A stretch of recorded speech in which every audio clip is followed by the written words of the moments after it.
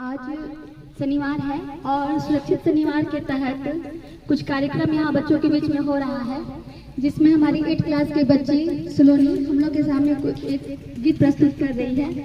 और ये गीत बहुत ही मार्मिक गीत है।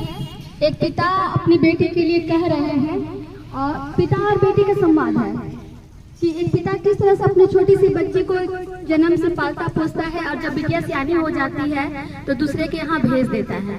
अपनी गीत के माध्यम से सलोनी इस बात को बता रही है, ध्यान से सुना जाए। छोटा ही से पोस के सियान कोई लपापा कोनिया दान कोई लपापा कोनिया दान कोई लहो। छोटा ही से पोस के सियान कोई लपापा कोनिया दान कोई लहो। पापा हो पत्थर के रेजा कोई तेज लधिया के दूर भेजे लहो। पापा हो पत्थर के करेजा कोई तेज लधिया के दूर भेजे लहो। छोटा ही से पोस के सियान कोई लपापा कोनिया दान कोई लहो।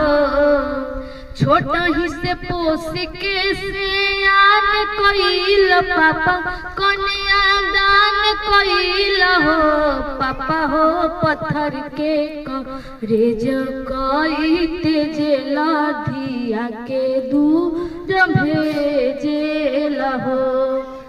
चारू ओर तक बाजे लौकी है ना तोहरो बाबुनिया मनवा हो जाइनी सहार।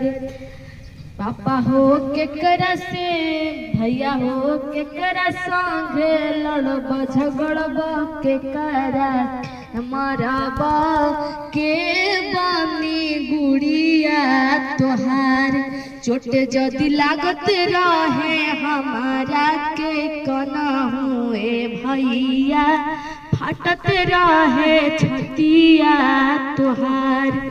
छोटा ही से पोस के सियान कोई लपापा कोनिया दान कोई लहो। पापा हो पत्थर के करेज कोई तेज लधिया के दूर भेजे लहो। पापा हो पत्थर के करेज कोई तेज लधिया के दूर भेजे लहो।